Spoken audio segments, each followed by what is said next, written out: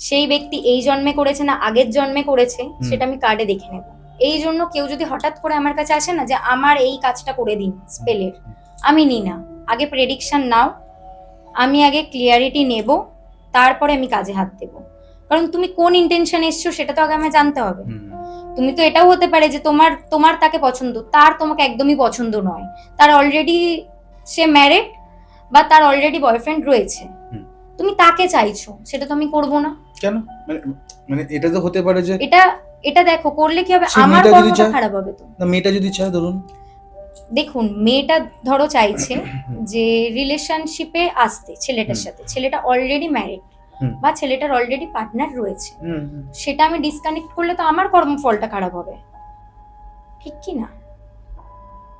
তো আমি আমার কর্মটাকে সঠিক রেখে কাজটা করার চেষ্টা করি। হ্যাঁ, আমি রিলেশনশিপ তোমাদের মধ্যে একটা ভালো ফ্রেন্ডশিপ আমি করে দিতে পারি, কিন্তু তাদের ডিসকানেক্ট আমি করব না। এক্সট্রা ম্যারিটাল অ্যাফেয়ার যদি থাকে, কারোর ওয়াইফ যদি এসে বলে সেটাকে ডিসকানেক্ট করে দিন, আমার হাজবেন্ড আমার থেকে দূরে চলে যাচ্ছে, আমি করে দেব, ঠিক আছে, কিন্তু বিবাহিত জীবনকে ধ্বংস করে আমি করব না।